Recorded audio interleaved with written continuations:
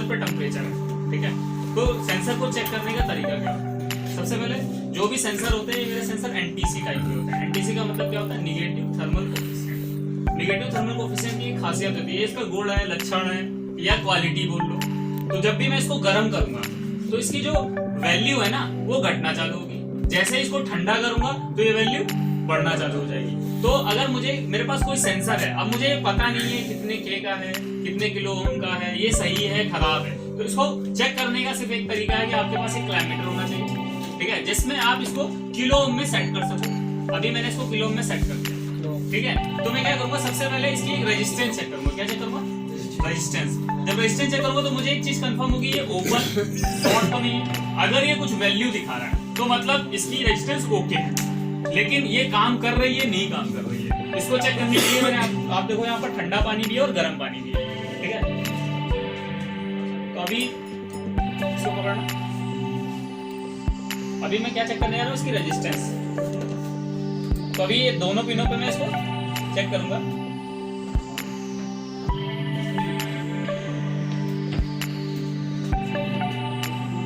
तो अभी कितना आ रहा है? 10K। अगर मैं यहाँ का भी टेम्परेचर चेक करूंगा तो इस समय 25 डिग्री सेल्सियस है रूम का टेम्परेचर, ओके, इसीलिए 10K। तो हमेशा याद रखना, जो भी सेंसर की वैल्यू होती है वो उसकी वैल्यू 25 डिग्री सेल्सियस पे होती है, ठीक है। 25 डिग्री सेल्सियस पे जो रेजिस्टेंस वैल्यू दिखाएगा वो उतने किलो ओम का सेंसर होगा। तो अब ये 10K का है तो 10 डिग्री मतलब 25 डिग्री सेल्सियस पे 10 किलो ओम। लेकिन अब मैं चेक करूंगा ये काम कर रहा है नहीं काम कर रहा है। तो अभी 10K दिखा रहा था, अब मैं इसको क्या करूंगा, ठंडा पानी गर्म पानी। अभी इसको मैं गर्म पानी में डालूंगा। तो गर्म पानी में डालने से क्या होगा, रेजिस्टेंस बढ़ेगी या घटेगी? बढ़ जाएगी। बढ़ेगी घटेगी? बढ़ेगी। हाँ घटेगी, क्योंकि टेम्परेचर बढ़ा रहा हूँ, उल्टा काम कर रहा है ना। तो टेम्परेचर बढ़ा रहा हूँ तो रेजिस्टेंस पास ले आओ, घट गई 2.5, ठीक है। अब मैं क्या करूंगा, इसको ठंडा पानी करूंगा। तो 25 पे 10 वो कितनी थी, 25 डिग्री सेल्सियस पे 10 किलो थी। इसको गर्म पानी किया तो 2.5 आ गई। अब मैं क्या करूंगा, इसको ठंडा करूंगा। ठंडा कर दिया, अब चेक करूंगा तो आप देखना सेंसर की रेजिस्टेंस क्या आएगी, बढ़ रही है।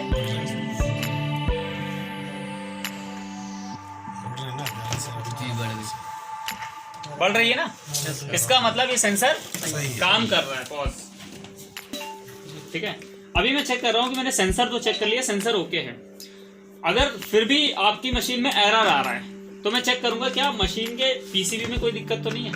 तो मैं चेक करूंगा इसमें 5 वोल्ट डीसी आ रहा है नहीं आ रहा है, आ रहा है। अगर ये 5 वोल्ट डीसी आ रहा है तो मतलब आपकी पीसीबी ओके है, ठीक है। आ रहा है ना 5 वोल्ट डीसी, ओके। अगर ये आ जाता है तो आपकी पीसीबी ओके, सेंसर खराब है।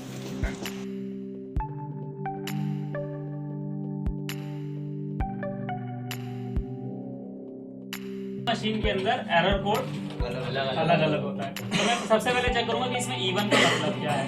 तो मेरे पास दो चीजें होना चाहिए, या तो मेरे पास में एक बुकलेट हो जो इस मॉडल नंबर के हिसाब से मुझे बताए कि इसके अंदर कौन सा एरर है। जैसे मैं आपको बुकलेट ड्राइव उठाना, अभी मैं आपको एक बुकलेट दिखाऊंगा, उसके अंदर वो मॉडल नंबर के हिसाब से मुझे एरर बताएगा, ठीक है। ये क्या है, टेक्नीशियन हैंडबुक, सर्विस हैंडबुक, ये सबके पास होनी चाहिए, ठीक है। तो मैं चेक करूंगा इसका मॉडल नंबर क्या है। मॉडल नंबर देखना क्या है इसका, एडीएस मॉडल है, ठीक है। मैं इसमें देखूंगा कि मेरे इसमें एडीएस मॉडल कहां पर है, ठीक है। तो ये देखो एडीएस मॉडल इसमें दिखाई दे रहा है, ठीक है। अब एडीएस मॉडल में देखूंगा कि इवन का मतलब क्या है। तो देखो यहाँ इवन का मतलब क्या आ रहा है, इंडोर फैन मोटर। तो जैसे मैंने बोला था ये मेरा ट्रांसलेटर है, क्या है, ट्रांसलेटर है। ट्रांसलेट करके बता दिया ना, क्योंकि अभी मुझे नहीं पता था इवन का मतलब क्या है। जबकि मैं पुरानी मशीनें कर रहा था तो वहाँ इवन का मतलब सेंसर खराब होता था, लेकिन यहाँ पर फैन मोटर खराब है। तो अगर मेरे माइंड में इवन रटा हुआ है तो मैं क्या करता, सेंसर बार बार निकाल के चेक करता, तो क्या प्रॉब्लम सॉल्व होती, नहीं होती ना। लेकिन अब मैंने क्या किया, ट्रांसलेट कर लिया इसका मतलब क्या होता है। अब मैं क्या चेक करूंगा, सिर्फ फैन मोटर के बारे में। तो सबसे पहले मैं मशीन में इवन एरर आया मतलब फैन मोटर नहीं चल रही। अब मैं चेक करूंगा कि मेरी पीसीबी सही है या मोटर खराब है। तो सबसे पहले मैं क्या करूंगा, पीसीबी की आउटपुट वोल्टेज चेक करूंगा, ठीक है। अब मैं क्या करूंगा, मशीन को ऑफ करके फिर से रीस्टार्ट करूंगा। जब भी आप रीस्टार्ट करते हो तो एरर गायब हो जाता है, कुछ टाइम के बाद फिर आता है। लेकिन मुझे अब ये पता है कि फैन मोटर का एरर आया है, तो मैं फैन मोटर चेक करूंगा। तो सबसे पहले मशीन ऑन करते हैं और वहां पर वोल्टेज चेक करते हैं। वोल्टेज चेक करना, आप देखोगे अभी पीसीबी आउटपुट वोल्टेज दे रही है, तीनों पे चेक करना अलग अलग लगा के।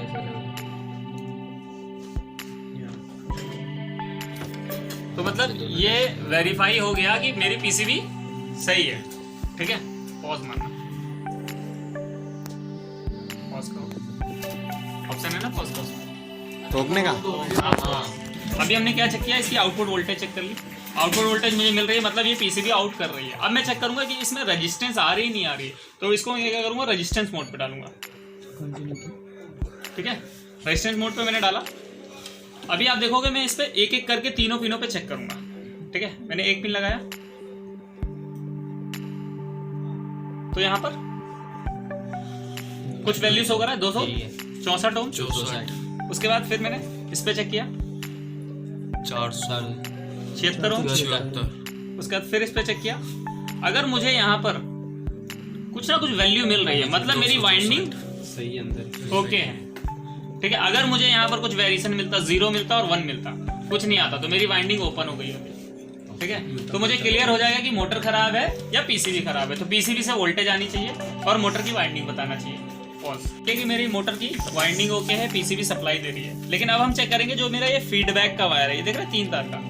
ये फीडबैक वायर किसमें होता है, जिसमें पीजी मोटर होती है। जो पीजी मोटर होगी उसी में फीडबैक होगा। पीजी का मतलब होता है पल्स जनरेशन। तो जब पल्स जनरेट होगी तो उसको चेक करने के लिए हमने एक सर्किट बना रखा है, ठीक है, इसको सेंस करने के लिए। तो इसमें क्या होता है कि 3 वोल्टेजेस दिखाई दे रही हैं। आप यहाँ पर देख सकते हो कि यहाँ पर आपको दिख रहा है 5 वोल्ट,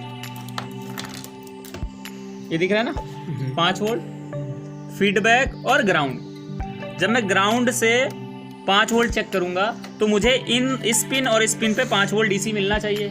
अगर ये 5 वोल्ट डीसी मिलता है तो मेरी पीसीबी ओके है। अगर ये 5 वोल्ट डीसी नहीं मिलता है तो पीसीबी खराब है। पॉज। तो अभी हमने क्या चेक किया, इसके अंदर वोल्टेज। अब हम चेक करेंगे फीडबैक वायर। आपने देखा यहाँ पर पॉइंट्स लगे हुए हैं। अब मैं चेक करूंगा इसमें ग्राउंड और 5 वोल्ट डीसी में 5 वोल्ट आउटपुट आ रहा है, नहीं आउटपुट आ रहा है। तो मैं अभी ये मीटर ऑन है डीसी पे। अब एक पिन मैंने यहाँ पर कनेक्ट करी 5 वोल्ट पे और एक पिन कनेक्ट करी ग्राउंड पे, तो ये वोल्टेज आ रहे हैं, ठीक है। अगर ये वोल्टेज आ रहे हैं मतलब मेरी पीसीबी ओके है। अगर मेरी मोटर ओके है, मोटर फीडबैक दे रही है, तो मुझे ग्राउंड और बैक पे 2 से 3 वोल्ट आना चाहिए। तो मैं चेक करूंगा कि ग्राउंड पे, ये मेरा ग्राउंड है और ये मेरा बैक फीडबैक, तो ये देखो आ रही है 2 वोल्ट।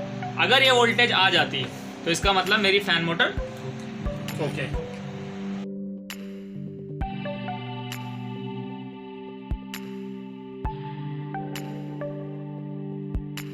कहूं कि मेरा इंडोर पीसीबी खराब है या डिस्प्ले पीसीबी खराब है, तो उस टाइम में मुझे कंफर्म करना है कि मेरा इंडोर पीसीबी का बदलूं या डिस्प्ले पीसीबी का। तो उसको कैसे कंफर्म करेंगे, तो जब भी मैं एसी को ऑन करूंगा तो इसमें सप्लाई यानी आ गई है, तो उधर से कुछ ना कुछ आउटपुट आती है। तो ये कितने वोल्ट पे ऑपरेट होता है, 5 वोल्ट डीसी। कितना, 5 वोल्ट डीसी। अब मैं क्या करूंगा, इसके कनेक्टर पे जो ये मुझे ब्लैक वायर मिल रहा है, मतलब ये मेरा ग्राउंड है, दूसरा मेरा 5 वोल्ट डीसी है। मैं इस पे 5 वोल्ट डीसी चेक करूंगा।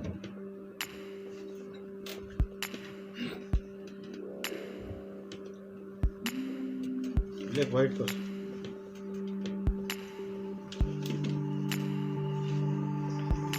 तो आप देख सकते हो, ये देखो आ रहा है, इसमें मीटर में देखो आ रहा है,